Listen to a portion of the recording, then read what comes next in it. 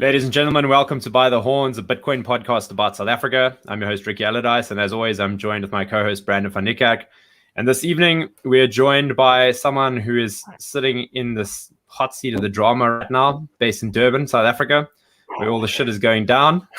He's a software developer by trade, a founding member of the Purple Cow movement, and a Bitcoiner. And we're going to chat to him all about the scams that surround cryptocurrency, how you get scammed, how they come after you, and why Bitcoin is the truth, the way, and the light. Louis Nel, welcome to the show. Hi, Ricky. Hi, Brandon. Thanks for that great intro. That was a great intro. That was a flipping good intro. Very good. Thanks, guys. Can I put some of that on my CV? Yes, please do. Oh, thanks. Yeah, Louis, welcome to the show, man. Before we get into the Bitcoin and the crypto and the scams and all of that stuff, what I'd really like to chat to you about is very topical. So we stuck it in last minute because we didn't know that Durban was going to be in flames when we set up this call, but it's pretty prescient. So you're based in, I don't want to dox you, but you're in central Durban area, and you are like seeing what's happening firsthand. Could you maybe just give us a bit of insights as to what's happening in Durban right now for viewers abroad who might not understand the full situation, and what it's like being in the middle of a war zone, basically. Yeah. Okay, so let's rewind about 2 days. So I think for most of us, the action really started on Sunday, actually. So for us here in central Durban, there were some reports that rioters were moving through the central, making their way towards central Durban. So we're about just a couple of kilometers from that area, and these were Zuma loyalist rises, right? Yes. Initially, so it started as in support of Zuma, and they obviously started looting shops and just total anarchy and chaos. The police were not prepared, and they weren't really prepared to lay down their lives for this cause, to try to stop this cause. So they just looked on, and we could hear the gunshots and the police sirens, and that something was wrong. And then, that literally carried on throughout the night, Sunday evening. We woke up to gunfire. So for the last 2 days, morning and night, we've just had, Sunday and Monday was just basically a war zone. I think it only led up today, when the riots started moving northwards towards Durban North and the Queenandy area, where all the warehouses are. So yeah, it's interesting times. Where we are, there are community watchers here, but because it's such an urban area, we can't really shut down the whole of Durban. So the looters basically move around with impunity and just pop up wherever they are. What's also interesting to note is that some of these people actually live in the area. So there were reports of people looting the local shopping center and then arriving. Their neighbors see them arrive home with loot from the music store that was robbed. So these people actually live in our community. It's not just might have started as Zuma loyalists or ANC, that factionalism, but now it's just become a free for all. Damn. I mean, so for those that don't quite know the scale of destruction that's gone on, like we're talking mobs of thousands of looters just moving through shopping malls and warehouses wholesale and just literally gutting everything, right? Literally. So the warehouse or the logistics center of Durban is in Queenandy Drive, just north of Durban, and that was targeted today. So all the big corporations have the distribution centers there, and most of those facilities were completely stripped and gutted or burnt to the ground. There was hardly any resistance. There was some police presence, but they were woefully outnumbered. Because it's an industrial area, there's not really civilians around, so they just basically had a free for all. It's horrendous. I mean, I think some some companies that are based there will see their whole business go up in flames, or will have to just start from scratch. It's unheard of. Yeah, so I mean, someone just posted on our Bitcoin group. So they work for a company, and this company has something like 130 stores, and 130 stores looted, and it's about 500 people that are going to lose their job. So I mean, the scale of destruction. That's one company. One company. One company. But that's horrendous. So I mean, if we try and talk about the reasons behind this, there's definitely a lot of opportunistic looters involved, and I have to say that we've seen a lot of stuff, and you guys have obviously seen the videos on social media of a lot of the communities banding together and taking law into their own hands and just taking ownership of their own security, which has been fantastic. So I mean, Westville has been great. Manzimtate's been excellent. The people of Verulam just decided this is enough and stood up. There's some on the south coast by Scottsboro and the Ugu district. They're also having big issues, but the community is blocking the bridges and access into the towns and the suburbs to try and protect their people. The only problem they're having now is that they're running out of supplies. So at some point, they're going to need some backup and some more help. But the people are working in shifts and relieving each other, and there's really a nice, good sense of community going, which is great. And so, are there any shops open near you? Are you able to get some food and petrol, those kind of things? Have you even tried today? We haven't tried today. There's a list circulating of shops that are open. It's mostly smaller shops, the petrol garages, smaller shops. Not the big. All the big shops are closed. They're too easy targets. I think they learned a lesson yesterday. People are quite chilled and blasé, so I don't think they anticipated this sort of magnitude, and didn't really proactively try and close down. But there are shops open. There are long queues at most of the stores that are open, and their trading hours have been shortened for safety reasons. So it is harder to get hold of stuff, and we are running out of some essential products. So I think that's one part of it. But the other thing is also now that the supply routes into Durban have been cut off, we'll definitely see some shortages creep up shortly. Yeah, so I mean, let's just talk about how this came to be and how the situation got so out of hand. And I think this is a 25-year crisis in the making of defunding the police, which was a very vogue term in America last summer. But now you see what defunding the police does: widespread fucking destruction.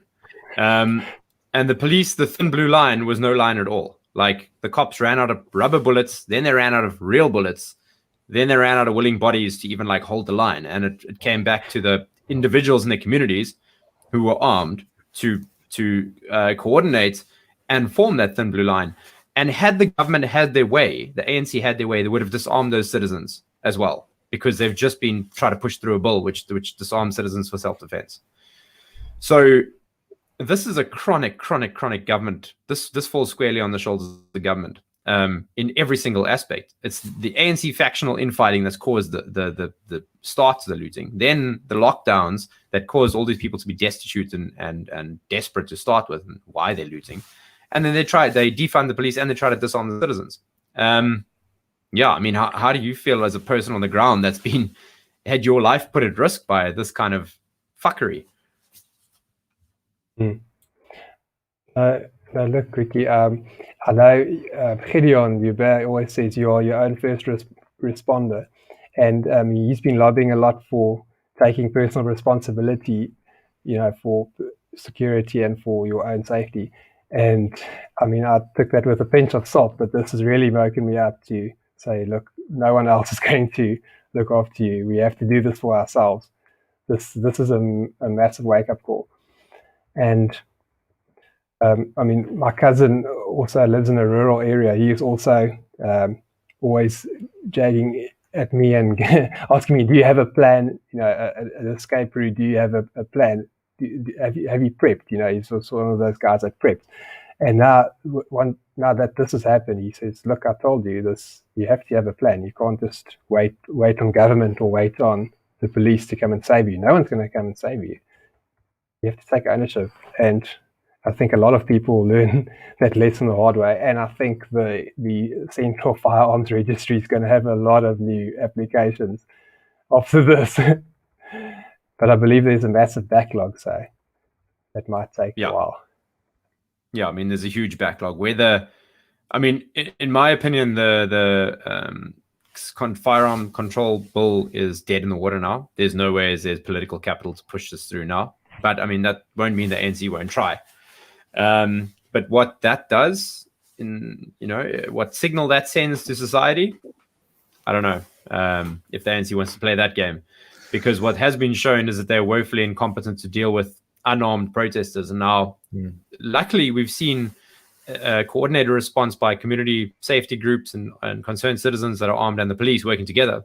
But if the government decides to disarm those citizens and puts them on the opposite side to the police are now not dealing with people throwing rocks anymore. They're dealing with very, very angry people fighting for their freedom who've just been screwed over. So I don't know if they'll go that route. That seems like close on political suicide to me.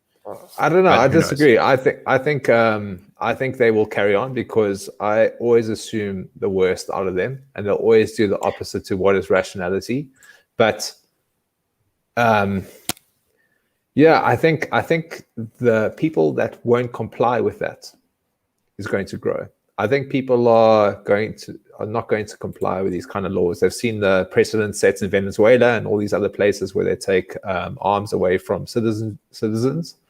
And we're going to see non-compliance with tax, non-compliance with these kind of regulations. I see that happening in the long term.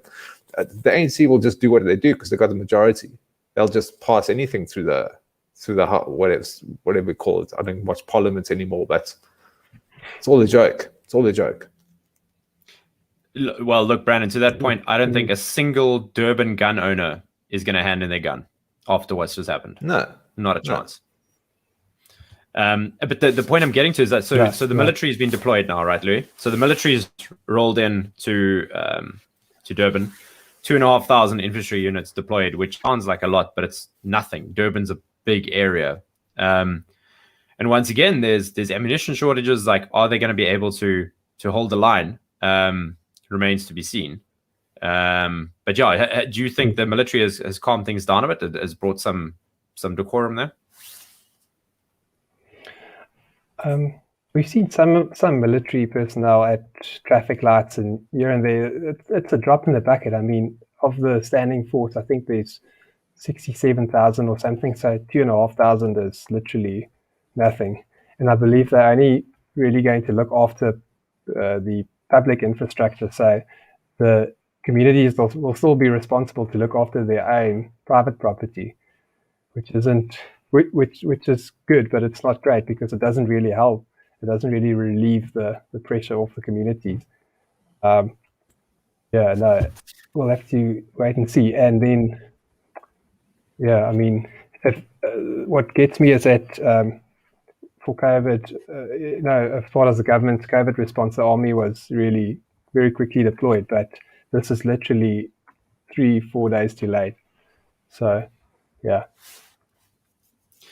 Yeah, I mean, I had friends chased out of the water while surfing. We saw people at St. Francis have flashbangs thrown at them by the army, by the police. Going surfing during lockdown. Here we are. 4 days. It takes the military 4 days to arrive. When literally people are being shot in the streets. And I mean, the official body count I saw was 45 people died last night in Durban. If that's 10%, I'll be surprised. Because there's no ways those cops are counting bodies. They're too busy trying to count their 9 lives, Like it's carnage out there. Absolutely. I mean, the one incident in up north that I know of, they shot at least 30 protesters that were, with live ammunition. So that's just one incident. So those figures are definitely underinflated. Yeah. Absolutely. And I think the So- communities are also getting more hurtful. So instead of shooting blanks and that, they're turning to live ammunition. Yeah. Yeah, I mean, it's a Rubicon moment, I reckon. There's no going back after this. The communities have realized they're on their own. And there's great freedom in that, because they've realized the police aren't there to save them, and they've got to organize and form militias, and that involves keeping your firearms. So that gives us more freedom. And Brandon, like you said, like the ANC is gonna ANC, but the real politic of that might mean the ANC losing large swaths of control of the country. And like we spoke to Ramon about last week, we moved to this enclave scenario where you've got areas that are controlled by private groups and private militias, and then there's little state-controlled areas, kind of like Somalia. It's uncharted territory, man. Yeah, but what the question is, like, we've seen Zuma get locked up and this happen, and I don't believe that's the only scenario, because obviously there's a lot of opportunists that took a hold of this, this whole situation. But what happens if the ANC loses control? What the fuck happens then? Well, because it ain't going to go nicely. We've just seen that there's nothing they can do. We've just seen they're a paper tiger. No, but I'm saying, like, we've seen one man go to prison, and that started a cataclysmic effect. What happens if the ANC loses control? What happens then? Because it's not going to be nice. And that's why we Bitcoin, right, guys? That's why we have Bitcoin. we hedge our bets. Yeah, true, Brandon. But to your point, I've actually heard an interesting theory about that this could be a coup attempt to try and overthrow the ANC government, and that the EFF is part of the plan, and then once the truth comes out, that'll be blamed on them, but the ANC is complicit in it, and that's why Ramaphosa is not deploying the full military, because they actually want this to drag on. Interesting. Who knows? We're going to see how it plays out. I mean, tonight's a crucial one, right? Because the military is deployed for the first time today. Last night, there was a lot of shit, the boogers going down. So we'll see if it happens tonight again, or if the military manages to keep some control.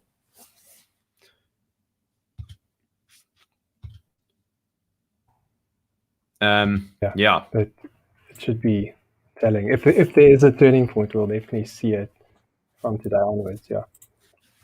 So Louis, if you have a crystal ball, like, where do you think? What's also interesting is we can hear a lot of helicopters. Oh, sorry. Carry on. We got a bit of delay there, but carry on. Sorry, Ricky, I interrupted.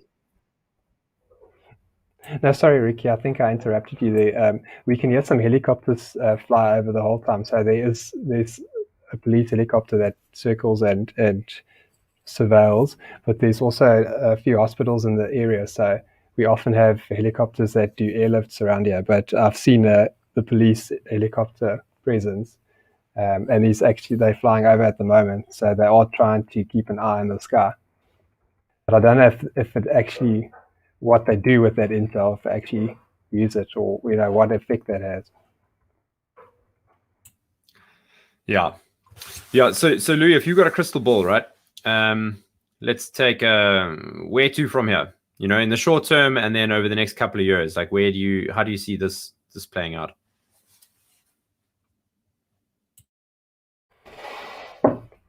Well, I think the number one, or the first thing we can all do, is become self-reliant. So we've seen that things can turn quickly, and that we can't rely on the structures around us. So, grow your own food, be your own bank, put your assets into Bitcoin, stuff that you can hold and look after yourself. Provide for electricity, for water, go off the grid, try and become as totally self-reliant for all those things. And have a plan, have a plan for your family and for your life. Have an emergency plan, become involved in your community watch group. It's just we need to be more integrated into our communities, and self-reliant and know, I think less state reliance and more self-reliance and more community reliance. Well said. Yeah. Thank you. And on the idea of kind of I wouldn't say balkanization, but South Africa as a political union. What are your thoughts on that going forward? That's an interesting thing because you guys are on Cape Town, right? So you obviously, I suppose I don't know what your stance is on the Cape independence stance, but I we're pretty pro, Louis. We're pretty pro. It's a great. I thought so. I mean, you guys are Bitcoin maxi, so let's build that citadel in Cape Town. Yeah. So, I mean, I don't know if KZN has the economic muscle to become self-reliant and follow the same suit, but I think it's an interesting concept. And if there were a province or a metro that could pull it off, it's definitely Cape Town or the city of Cape Town. So, I mean, I think that would be an amazing idea. And it's such a powerful thought because that movement and that idea spread so far and wide already. So I think there's massive support for that movement. But I think if we can implement some of those ideas here, it could help us become more autonomous and more self-reliant. Yeah, I mean the factional infighting within the ANC is what's caused these riots and the mass looting we've seen today and over the last couple of days. And that's because there's Zulus fighting. Well, the ANC is tribal, right? There's Zulus fighting Xhosas, fighting Vednas. It's a whole tribal story. I don't know like how strong the the political glue is that holds the factions together. What if Jacob Zuma decides, cool, I want to be the king of KZN? He's got the political support clearly. The Zulu royal family is kind of in upheaval at the moment. They're still trying to decide who's going to be the next the heir to the throne. So who knows? I mean, all bets are off at this point in time. I think we're in a very political volatile time now, and the seeds of secession are not just in the Cape. There's KZN, as a prime candidate now to secede with what's happening. Who knows? It's going to be very interesting to see. Very interesting. And I think KZN has always been the hotbed for political violence. So if we go back to pre-94, the whole revolution and how the ANC and the IFP had been at war. Yeah, I think there's a lot of bad blood here between Xhosas and Zulus. So I think when it comes to tribalism, they are Zulu or a Xhosa first, and then a member of the ANC. I think, and I think the ANC also played it very well, and how they came to power and how they manipulated the public perception of the IFP. So I think Zulus also feel wrong that they were painted in that light by the ANC, which they're in charge of now. But I think their loyalty is more towards the tribe along tribal lines. Yeah, man, that's an interesting scenario. Okay, we're going to shift gears and go to something completely different. The reason why we actually got you on the pod, crypto scams. So you've been involved, kind of helping to try to educate people on what crypto scams are and try to show scammers up for their tactics, and who scammers are and steer people away from it. We are obviously in a similar line of work. We just believe in Bitcoin, and that makes it a lot simpler because it's a lot easier to not be scammed. However, crypto scams, Bitcoin scams exist. MTI, BTC Global, these are all big Bitcoin only scams. So yeah, I think what we'd like to do is kind of kick off with like, what's the basic architecture of these scams? Like, how do they work? How do they catch people out? How do they exit scam? Like, what's the logical flow? What's the user story? How this works? Okay, so the user story is, if it's crypto and network marketing combined, it's usually a scam. 99.9999% of projects that have that combo turns out to be a scam. I think the basic anatomy or the structure is that it's advertised as a get rich quick scheme. If there's amazing returns, 10% a month, or 5% a day or something. If the returns are too good to be true, it's probably a scam. If you have to recruit someone to join, it's probably a scam. And people that defend these crypto scams will say, look, but there are products, and it can't be a Ponzi scheme or a scam because you still have legitimate products. But if the majority of the income is derived from recruitment and not products, then it makes it a Ponzi scheme. So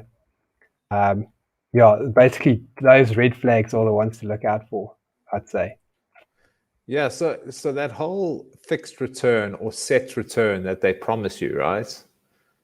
So how, when someone approaches that, they've got to ask themselves, like, who's controlling that return to me, and in such a manner and at such a percentage, and how can that be controlled if on the market there's willing buyers and willing sellers, and there's rug pulls happening everywhere, and whatever happens, but how can these people just, okay, I get this amount of return and distribute it to you?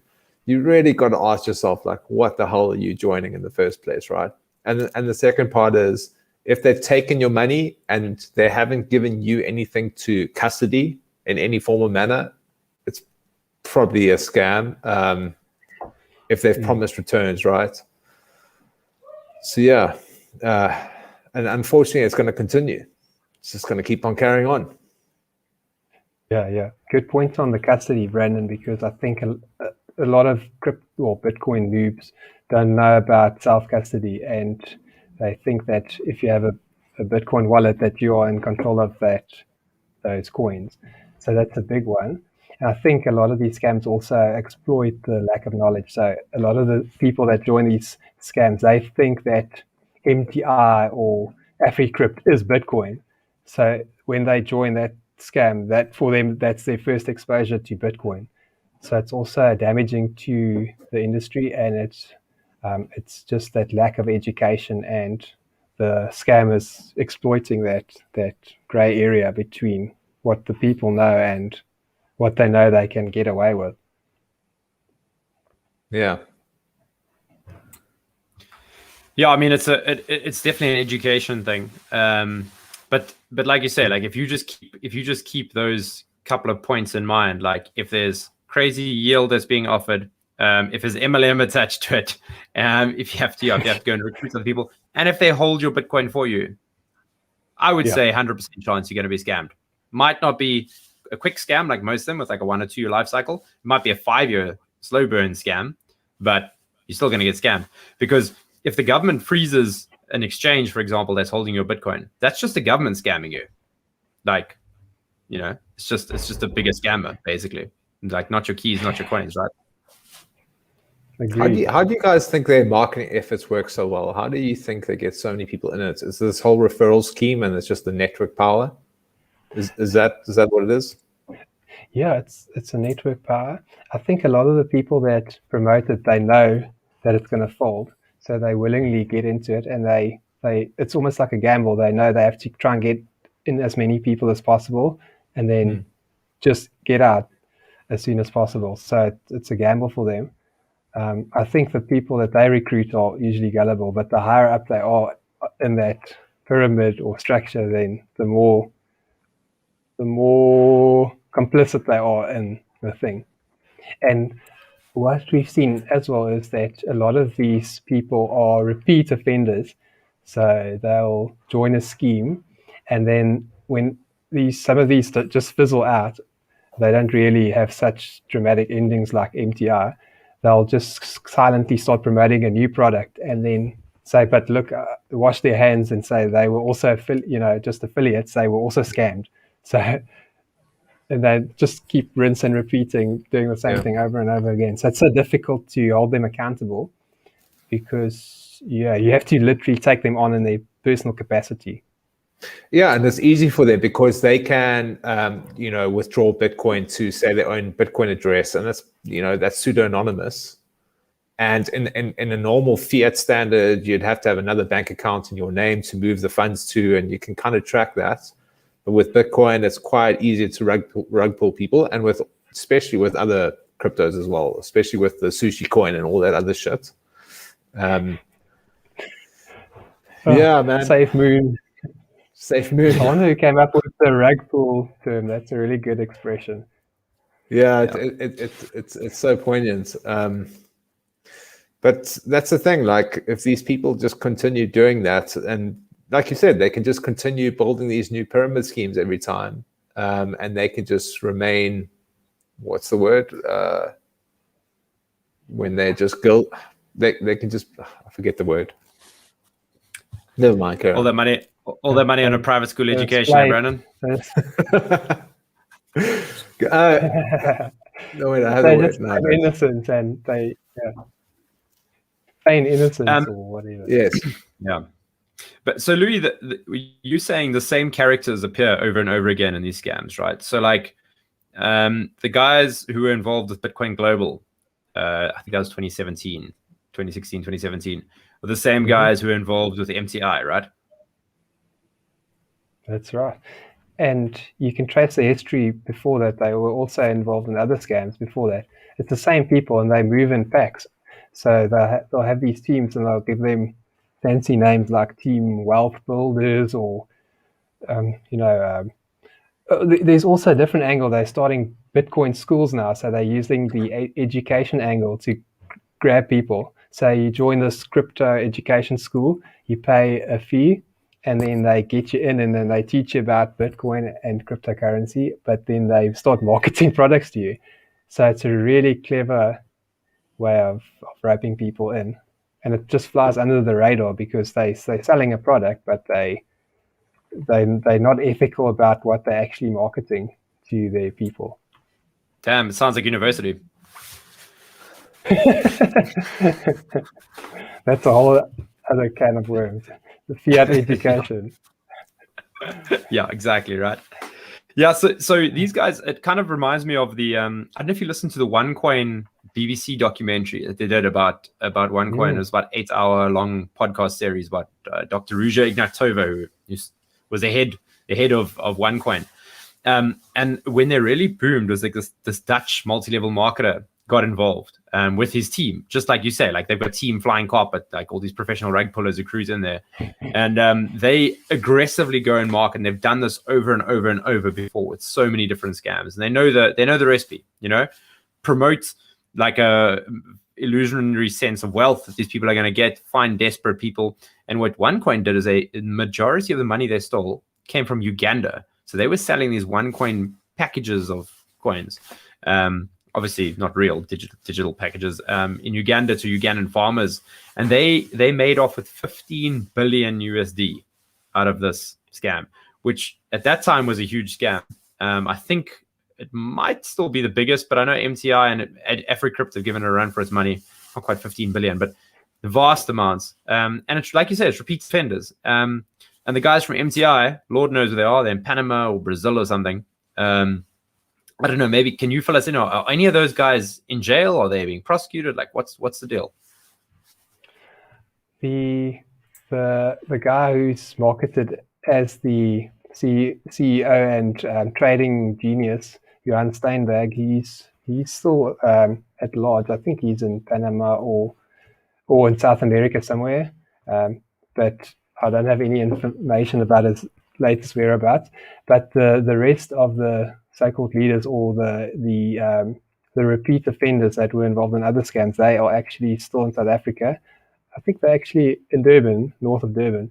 So, these people they haven't been held accountable. I believe there is now the FSCA actually issued a fine to MTI for 100 million odd rand for breaking some of the financial laws. So we'll have to see if they they're going to pay that, but they've been charged with something. And I believe there is also a court case or an investigation into BTC Global that's quite far down the line. So these things take quite a lot of time, because I mean, when did Bitcoin Global folded quite a while ago, so it's only coming to light now. Yeah, I mean, the wheels of justice turn slowly, if at all, in South Africa, right? So that's how it is. The rule number one, just don't get scammed to start with. Very. Yeah. But now, so you've been doing the Lord's work and trying to. Sorry, yeah, carry on. Sorry, Ricky, I just wanted to say, people don't do due diligence, so they'll invest in something and not look it up, or if the company makes a claim, they'll just take it at face value. So a lot of these scams have claimed to offer products. They'll sell a product that they offer or white label from a third party, and they don't even have the rights to sell it. So we've busted a few of these claims where by contacting the company, and then they'll say we don't have a working relationship with Scam Inc.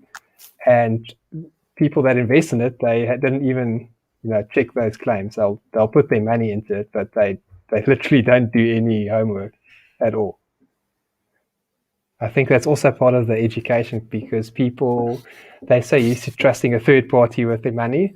So, I mean, that company, they almost just give up custody of their money or to that company, and they think they have their best in mind, but they don't. Yeah. So Lou, you've been working to try to make people aware of these scams, and these scammers have come after you in your personal capacity. Like they've been trying to sue you. Can you tell us a bit about like what's been going on there?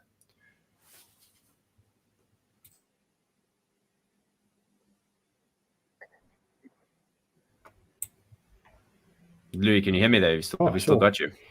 So quite a scam that's been haunting me since 2019 is carrot bars. Yes, I'm still here. Can you guys hear me? There's a bit of a delay, but I'm still here. Cool. So let me just backtrack and just rephrase that again. So a scam that's been haunting me since 2019 is carrot bars. I'm sure you guys are aware of it. It made quite a big name for itself. And a lot of South Africans were involved in it, but it also had quite a big global presence. So, and it's quite, I think it started in 2011 already, but the company sort of morphed and added new products. And as they were reaching out into other countries, they started stepping on toes, and people became more aware of them. So in 2018, I started investigating them, or just doing some research, and wrote some articles on my blog about them. And a friend at that time reached out to me and said that he'd like to offer me some friendly advice to stop from writing negative comments and blog posts about carrot bars, and that if I don't, then there will be legal action from the company, which never happened. So that didn't stick. But and then in 2019, end of 2019, the pressure was building on carrot bars. So the FSCA actually issued 2 warnings against the company. So by that time, the jig was up, and people started to see that it is a scam. And a lot of the people that were involved in that scam then just jumped or moved on to other opportunities, as they call them, started selling these products. And they also moved their teams or their structure of carrot bars into other businesses, which they're busy promoting at the moment. So we actually did a review of some of these businesses on YouTube, and the promoters of also, so the ex-promoters of carrot bars are now trying to sue us for defamation and for loss of income. And their suit's been filed in the High Court already. It's it hasn't gone to court yet. We actually at a crossroads now because the holding company that's suing us is based in Germany, where Carrot Bars is from. So they have to put up a security deposit because they don't have any assets in South Africa. So nothing's gone ahead yet. We've just filed our defense, and we're not backing down. So there seems to be a lot of this is typical of the modus operandi. So they'll write a letter to you, letter of demand, and ask that you remove the content as a warning shot. And if you don't budge, then they'll file a suit against you, but not just in a magistrate's court or a regional court. They'll go straight to the High Court to try and strong arm you into backing down. And a lot of people get scared, and then they'll just back out, delete their videos and retract what they've said. So it usually works for them. But because we've seen what they do and how it plays out, we've decided to play this out and play ball. So we are defending this, and we're standing by what we've written and said. Man, take my hat off to you guys for doing what you do. It's scary, man. When people level lawsuits against you in the High Court, like, it's a scary thing to go through, even though you're right. You have the conviction, and my hat's off to you. You guys do, so well done for that. Because these fuckers have got to go to jail. Like, they are screwing people over. And the only thing, I mean, you because they're independent affiliates, you have to take them on in their personal capacity. So what they've done is they've opened the door now. So because they are trying to sue us, we can, there's options open to us. So strategically, this might not have been the best move for them. I don't want to say too much because it might compromise our way forward, but yeah, it's going to be interesting. And at the same time, I can also say that there's a class action lawsuit against Carrot Bars.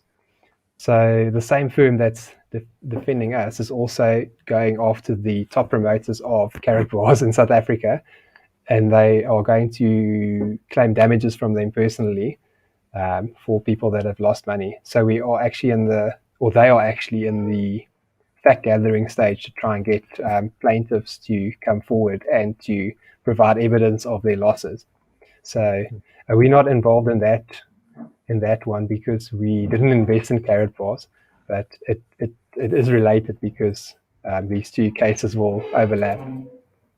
So, Louis, do you guys need any support from, maybe we set up like Bitcoin donations or anything like that? Or you guys are right with some, are you able to get pro bono legal advice? How's it going there? So there are some costs involved at the moment. We're funding it out of our own pockets at this stage. But if this drags on, it will get very expensive. So we will definitely have to look at something like that to try and crowdfund some support from the community. Well, please reach out and then let's try and figure something out. And I'm sure we can get some donations from Bitcoin Maxis. They're a salty bunch, but I'm sure they'll help out against gangsters. Look, yeah, if we could put some shitcoiners in jail, Bitcoiners will have deep pockets for that. Nice talking. Thank you very much. I think the guys would appreciate that. Yeah. And there's also another after this was initiated, another YouTube channel, Chris Trade, was also issued documents, and some other individuals in their personal capacity. So they're also trying to now charge other people. So we will all combine forces and pool our resources. So it should be fun. Well, holding thumbs for you guys. I know you're going to win this. It's all events always lead to rationality, whether it's over the short term or long term. And I know you guys are going to get out the better end. So yeah, good luck, man. Thank you. From what we've seen is that the courts actually frown upon legal action like this. So they call it a SLAP lawsuit, strategic litigation against public participation. So it's totally just aimed at intimidation and to try and silence critics of them.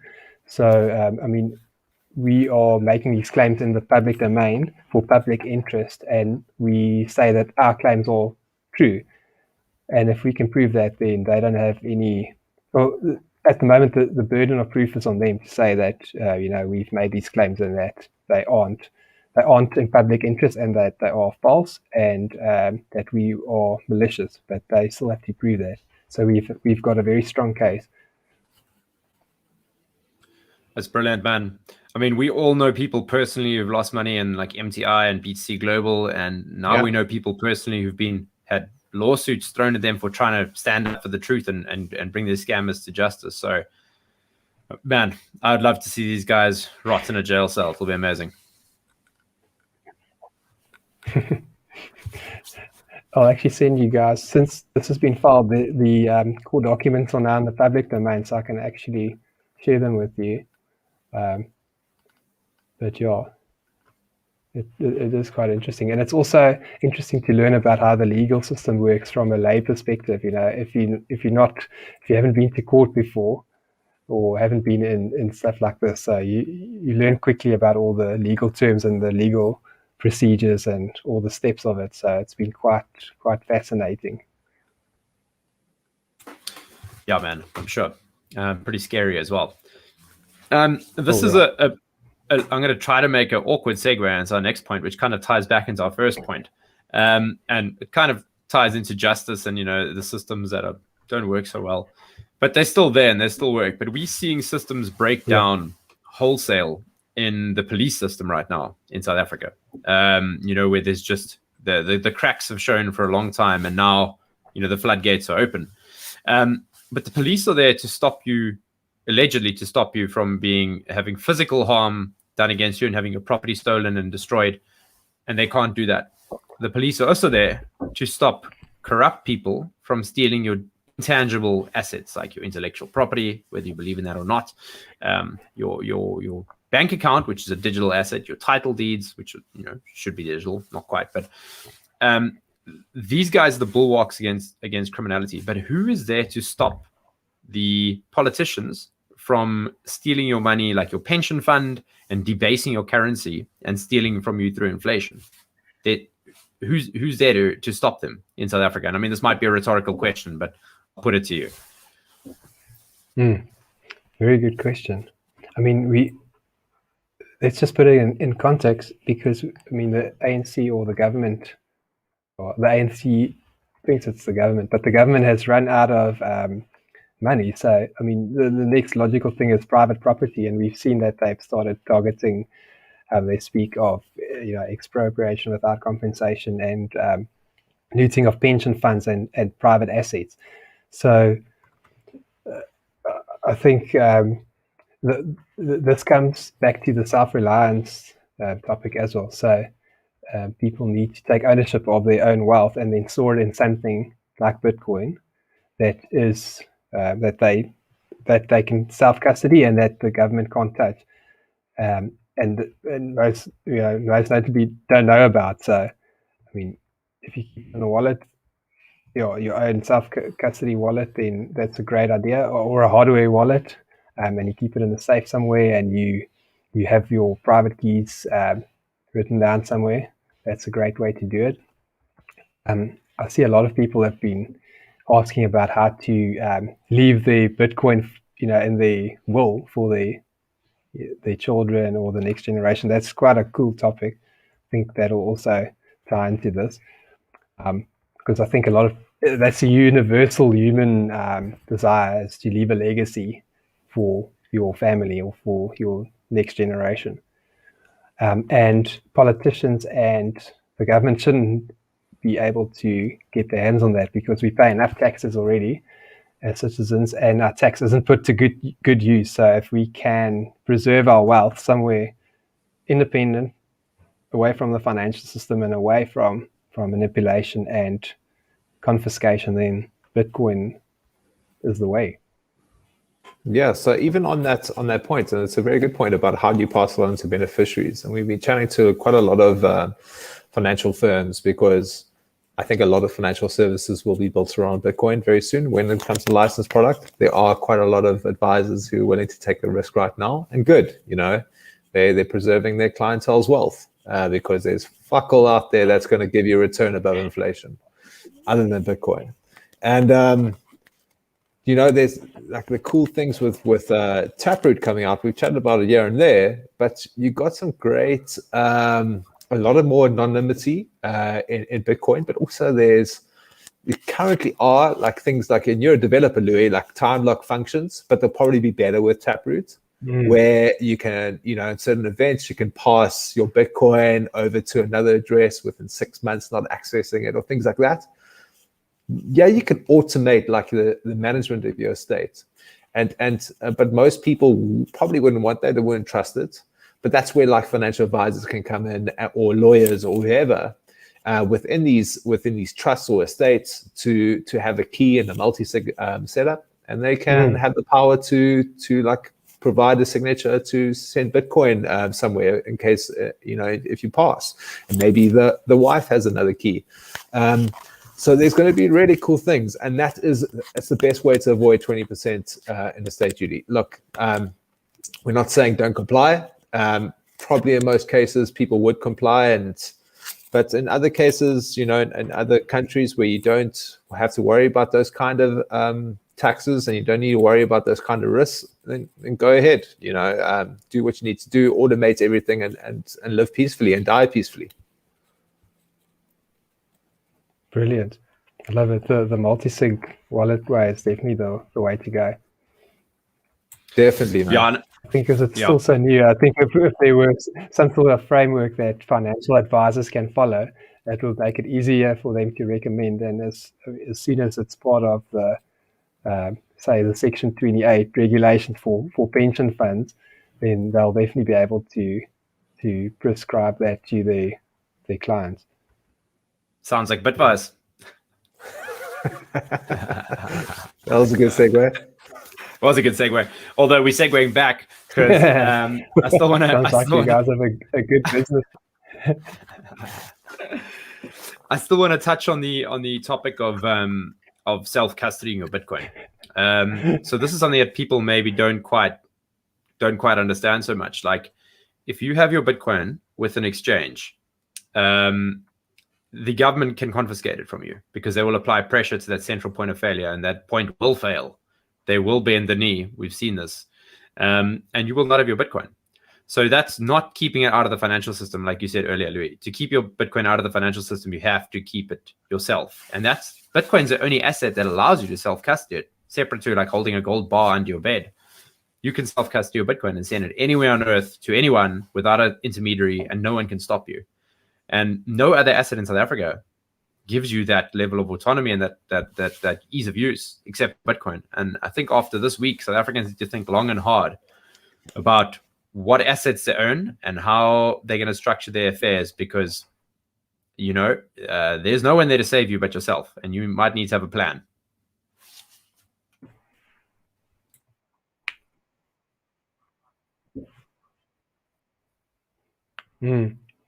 That's a great way of looking at it. I'm just thinking now. I mean, if your house is getting looted and people confiscate your property, they won't. If you have your private keys written down somewhere, they won't see a piece of paper. They won't probably know what it is. If you have a hardware wallet, it'll just look like a flash drive. So, I mean, that's a pretty solid thing to have as an asset that can't really be stolen or confiscated. And if it's a multi-sig wallet, even if they get those keys that you have, then they still can't access your coins. So it's actually quite fail-proof. Yeah, absolutely. And is your pension fund that fail-proof? Is your bank account that fail-proof? I don't think so. So what do you guys think of else?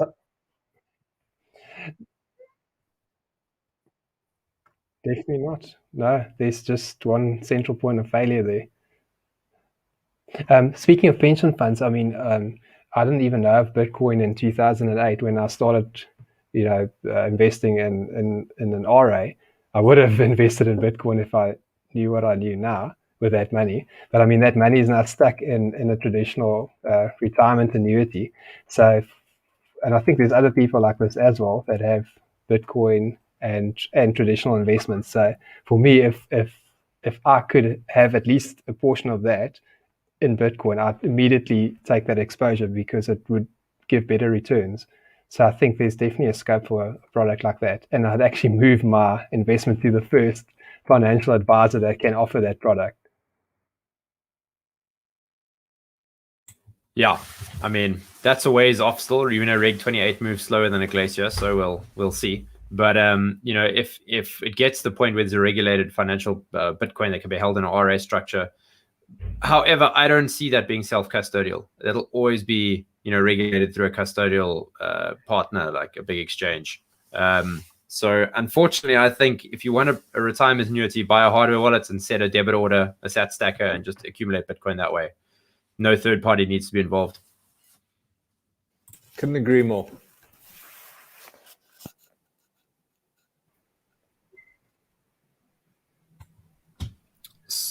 Yeah, sorry guys, we're just dealing with a bit of a delay here. It looks like they've looted Louis' internet connection out of Durban.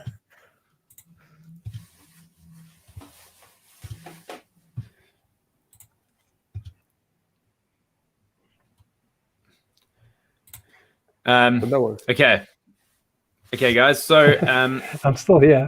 There's just a bit of a delay going.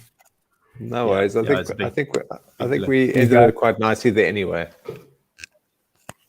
So Louis, if anyone wants to find your work, your blog that you write on Twitter, how can people find you?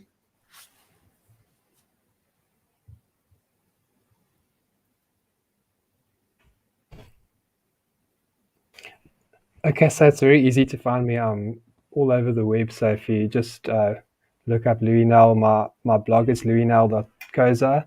On Twitter, I'm also at Louis Nel. I'm pretty active on Twitter and most other social media platforms. So yeah, hit me up, and it'd be nice to chat to some people and to connect after this, especially people that have been victims of scams, since this is something that seems to be more common now. So yeah, if you'd like some advice about scams, or asking if something is a scam, or just to connect with other people, crypto like-minded people, then yeah, I'd love to chat.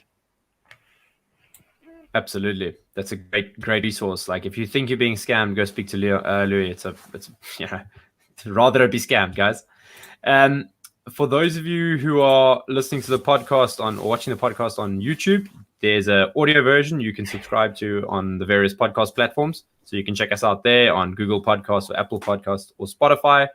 Or if you a bit more of a cypherpunk, grab the RSS feed and plug it into whatever podcast streaming app you're using.